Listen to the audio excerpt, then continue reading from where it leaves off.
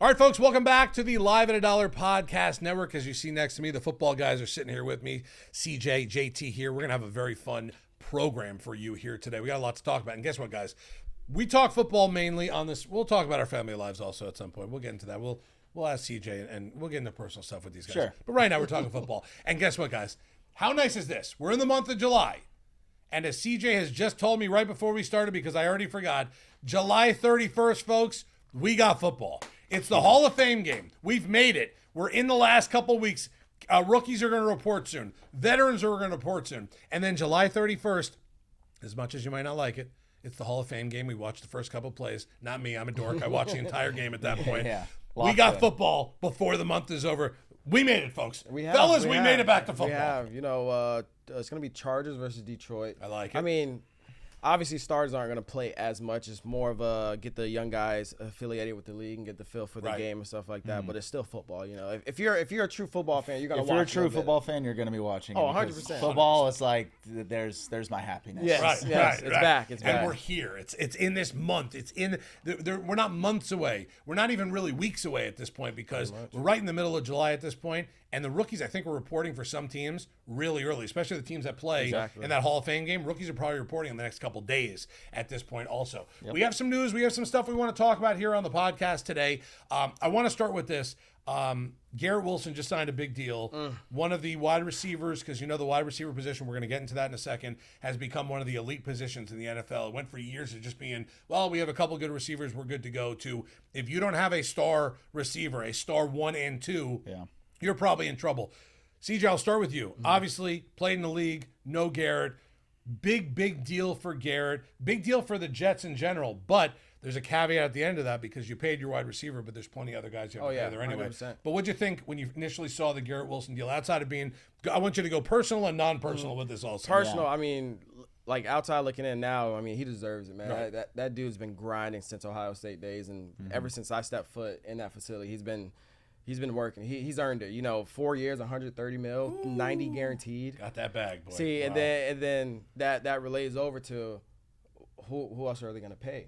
They got Sauce in that class. Brees is a second round guy, so obviously he's going to be looking for a bigger check. They had talks about trading and all that stuff because they got Braylon Allen there behind him now. So it's going to be a question. You got Jermaine Johnson coming off in his Achilles injuries, which his determination, his work ethic and stuff is just going to skyrocket him going into his fifth year option. So. Right.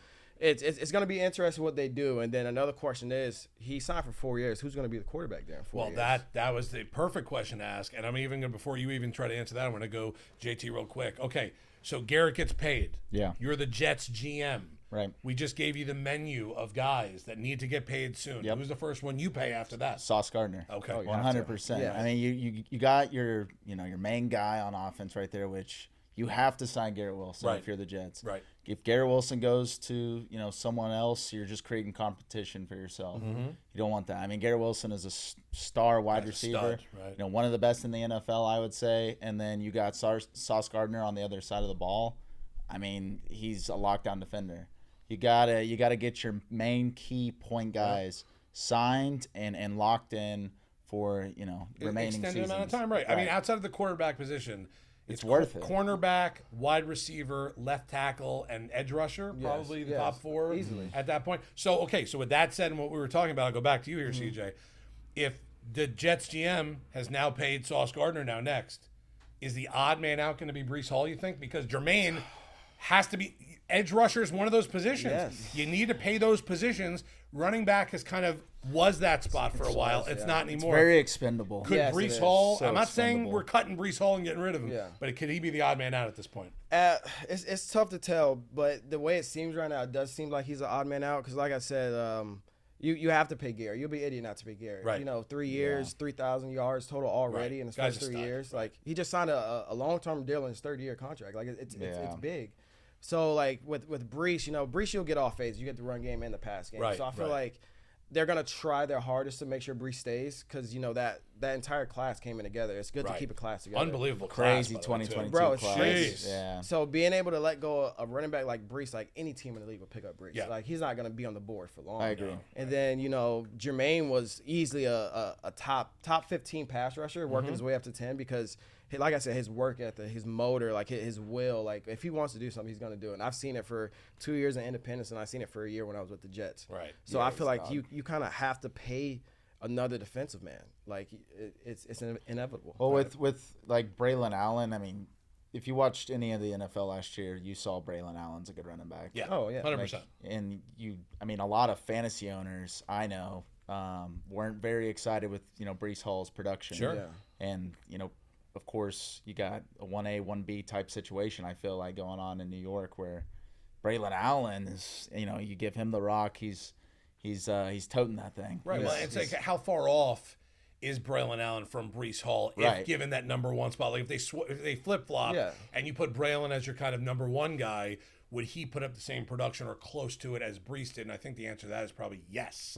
So that hurts that position and it hurts kind of Breece the most out of this. And it just stinks that Breece is in that class because if he was a rook, if he was in his sixth year right now, I think he would have been easier to get paid than it is in the same class with Sauce and with Garrett and Jermaine Johnson, all these guys that need to get paid at the same time. And like I said, like the running back position has been, I mean, I don't know if it's been more expendable than it is now. Right. Yeah. Like I feel like they rather go and take the cheaper option a lot of times just because it's like the production is not too far off from each other. You know I do agree with that. I do feel like the Jets will offer him something, and if it's something that he doesn't want, I feel like he's worth more, which 9 times out of 10, every new contract that gets put out, everybody wants a little bit more, see what they can squeeze out. Well, look what's happening with So James it's all Cook in money. Buffalo. Yeah. James Cook says, "Get me the bag, or I don't want to be here." And they got Ray Davis right behind and him. Ray Davis is sitting right there. It's almost like a double-edged sword if you're a running back in that spot because, yes, James Cook deserves to get paid. He does.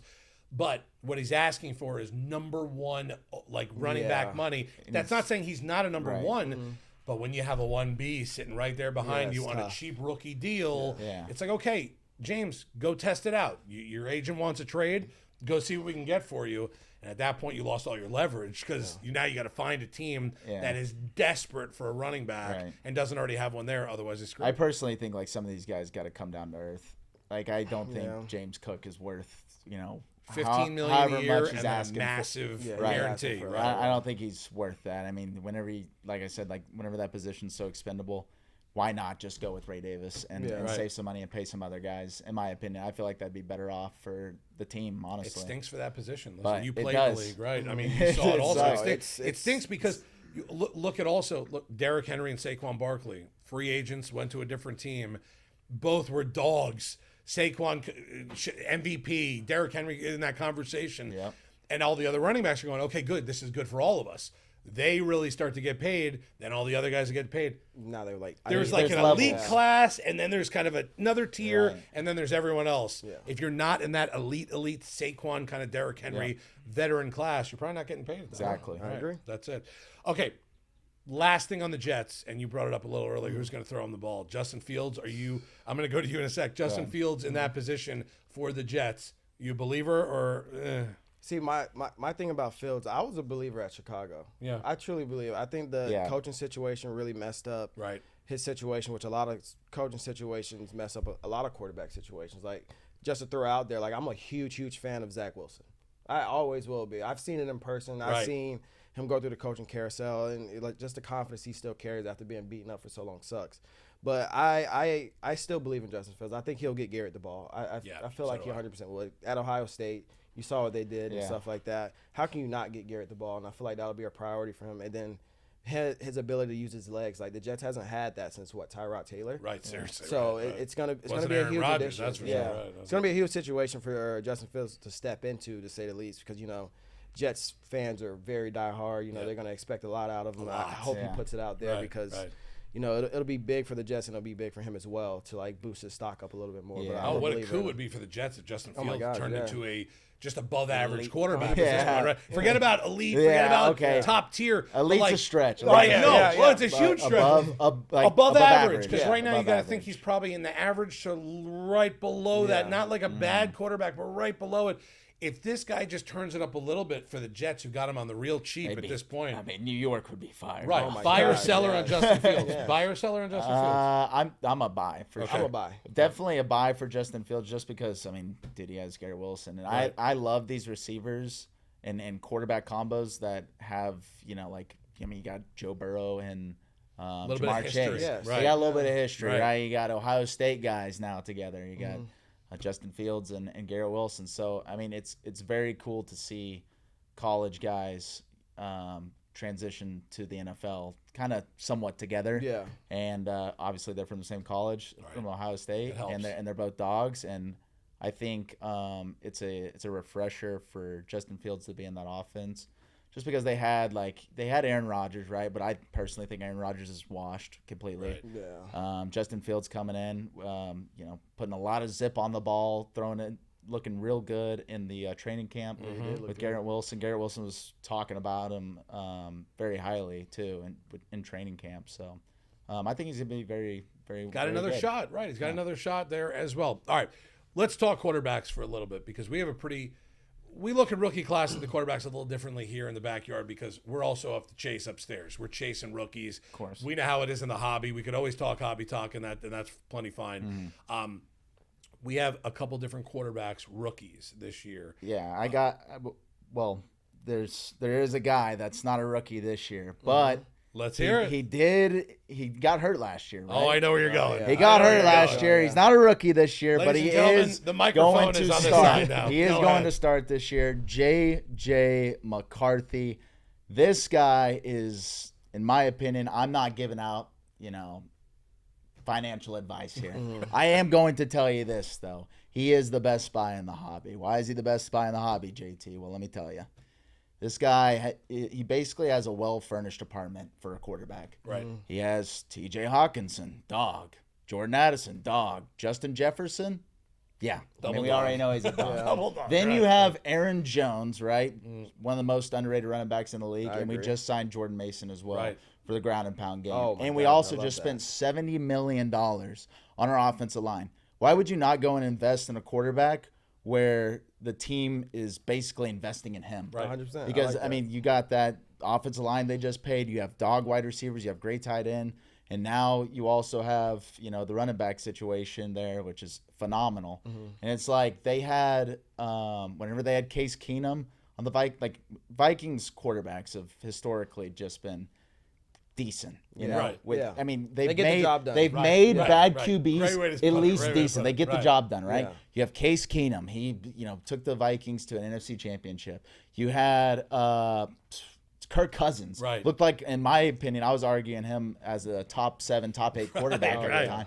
And then you had Joshua Dobbs, who went in there and went 2-2 with the Vikings, but he also was putting up numbers. Like, there's the Josh Dobbs hype Right. going on There was. because of the Such offense, hype. because of the system. And then you had Sam Darnold, who just got a $70 million, or how much money it was with the Seahawks. Yeah. He Ridiculous. just got paid because he was in the Viking system. Right. Now you have J.J. McCarthy going in there, and I think he is going to have a great year this year. Yeah. Just because of the weapons around him and because the team is investing in him. And I think he is just going to be a phenomenal player for them this year. CJ? I agree. I mean, I'll be honest. I wasn't too hot on JJ coming out of college just because what surrounding parts he had with him at Michigan. Right. And, last year he gets hurt. Obviously, I didn't see much of him, but I have seen a lot of stuff of him in the media. And, JT talks highly about him. So All the time. Right. So it's hard not to be excited for what's to come with JJ McCarthy. So he is a buy 100%. I would say he would buy right now. I mean, the weapons he has on that team is just it's insane. Yeah. Like It's it's set up. It's set up for him to be Right. a very star. very good quarterback. Really, that's and what this it is. this. I mean, technically last year was his first year, but I'm technically counting this as his first year. Going at I would count this as his first Yes. year just because obviously he got hurt in preseason last year. Right. So it's like Didn't this play is- one play. Like, he wasn't. It's in there like with at all. the NBA. The NBA does like that rookie thing. Oh, right? yeah. Don't play. Right, Right. like Ben Simmons. Whenever like- Ben Simmons won, didn't he win Was it Rookie of the summer? Year? or Was something? it summer league? I don't I know. think Like it was, right, where he, like, the He next got- year he was eligible for, like, the rookie he, of the year. yeah, right, he didn't right. play the first year, so next year he was eligible for Rookie of Right. the Year. That's Yeah, what it yeah. is. Yeah, Okay, yeah. something like that. Well, But- JJ would hurt the rest of this quarterback class if that was Oh the my case gosh, here. If that yes. was real. I'm telling you. By the way, there's only one thing I disagree with. You said that it was a well-furnished apartment. I'm going to say well-furnished penthouse for J.J. McCarthy at this point. Thank you. Any rookie or veteran quarterback that walks into a huddle with, first off, I think the main point that you should have almost started with was they invested $70 million in that O-line. I don't even care what the weapons are. If that O-line stays the way it should, your quarterback's going to have a pretty good season.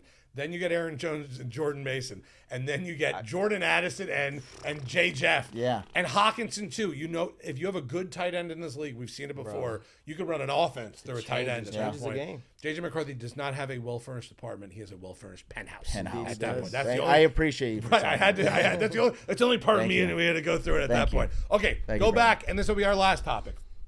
The quarterback position, because I wanted to stay there. The rookie class. I want you to pick one rookie quarterback that you think that we're going to have a conversation here at the end of the season and say that guy had the best year for his team. Who wants to start? I'll let you even both fight it off. Go ahead. Yeah, let me go with Jackson Dart. Okay. And, you know, I'm saying this because I do think Russell Wilson's going to start off the year. Right. I do think he's going to probably play 4 games.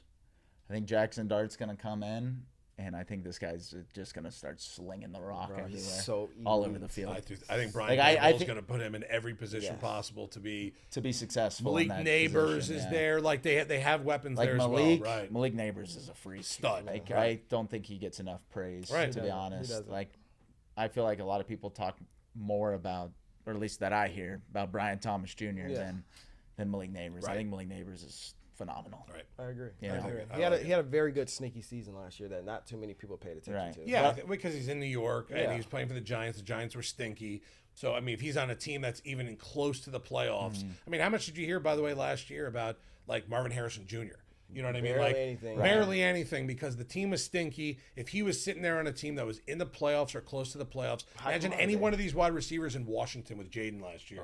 We're talking about a guy that we spotlighting them at this point too. So I think I think Jackson Dart's a good answer there. I think Malik Neighbors 100% going to help. Yeah. Brian Daboll literally fighting for his job. If he puts Jackson Dart in there and Jackson Dart has even just, I go to the same word again, an above average season. Right. Daboll saves his job. The GM saves his job because they drafted Dart. So I think that's a good thing for them as well. But I like Jackson Dart. I like the answer there. Definitely. For Jackson Dart. Sure. I move the same question to you, CJ. Where are you going with this? I was going to lean towards Jackson Dart as well, but it's hard to not go with Cam Ward. I mean, you know, Washington State alum and Miami alum, I'll throw in there as well. Right. But, you know, it all started at Washington State when I was, you know, a big fan of Washington State, if you didn't know. But, you know, with his ability to move in the pocket and his arm strength, that is very slept on in this draft class. It is cool too. He's so savvy. He's I cool. love the way he plays the game, and I've seen so it smooth. He just seems it's so smooth. I've seen it for a year at Washington State, and it's just like Washington, and knowing that he went to Miami and did what he did, I'm so excited to see what he does in the league with Tennessee. He has Calvin Ridley over there. I mean, one of the best route runners in the NFL right now. One of the slept on bro. receiver He is slept on. also, He's going to create separation. He's going to catch the 50-50 ball at that size that a lot of people don't do nowadays, which is crazy. And it's hard not to lean on Cam Ward to carry Tennessee. You know, I agree with that. I think that's a good. I think both your answers are good. I think with Cam Ward also, you look at Calvin Ridley being there. You look at the fact. I think ESPN just had an article last week on skill players, ranking them 1 through 32. Tennessee got 32. Yeah. Like they were the worst out of all the crew. I think another guy for Cam Ward, Restrepo going there and being a guy, because Restrepo to him, that was his number one guy at the University of Miami. A guy that every 3rd and 5, Restrepo is getting the ball. 1st and 10, you needed a big play, you called Restrepo's number. I think just the fact that he'll be in that huddle. He'll more than likely outside feel comfortable. Right. You know that position, wide receiver position, when you have that kind of energy with the quarterback, you know that it's always going to be your go-to guy. I'm not saying Restrepo's going to go for 110 catches, 1,400 yards, and 10 touchdowns. Right. I'm crazy. I'm just not that crazy to say that. But I wouldn't doubt it for a second. At the end of the season, we look. He's got 45 catches, probably 5 touchdowns. He had 800 yards receiving. Yeah. Yet he caught probably 17 3rd and 4s. You know what I mean? Like it's all about that. It's all about that chemistry. Yeah, right. It's all about it. I think that helps him out a lot. I think that's why Dart also, he'd be crazy not to have his best friend in the world be Malik Neighbors at this 100%. point. Right, he's Right, gonna have right, to. I mean, he's gonna be hanging out with all those cats. You know? Right. Yeah. I mean, you gotta. I mean, if you're a quarterback, you gotta build a relationship You with have your to. receivers. You have 'cause to if be you at those don't- hangout sessions. Because if you're not on the same page, I mean, we're talking about like on comeback routes, Right, on everything. outs, on everything. Right. You got to know when your receiver's gonna break out to perfect timing passes, exactly. all that good stuff. Like you got to know your guys. You know Right. what I mean? Or, That's why I think or else it's Restrepo just- for bro, Cam is going to be so big. or else Like, you with know, you're wasting your Restrepo, time. with Restrepo, a lot of people like after he was high coming out of Miami. Right. Like, people thought he was gonna get drafted like not too early, but like maybe fourth, fifth Fourth round. round pick, right. That's what they were Fifth round pick, assuming right. and stuff like that because they looked at his 40s like, oh, he ran a 4.7, he ran a 4.8, whatever, hamstring issues, bro. When it comes to Restrepo, bro, I've seen it with my own eyes. He's trained in South Florida with the same receivers coaches, man. Yeah. He is a kid that's gonna come in early with your quarterback or without. He's going to put in the work. He's going to grind. He's going to create separation. He's going to catch those 50-50 balls at 5'9" right now. Right.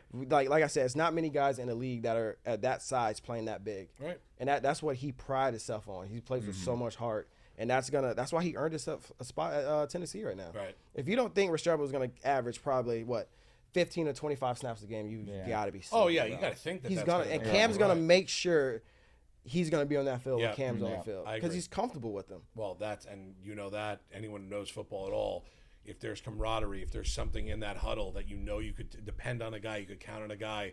Restrepo's got good hands. He didn't have 50 drops in his Yeah, couple of years great at the University of hands. Miami. It's a guy that, like I said, and I watched it a lot by covering the Hurricanes.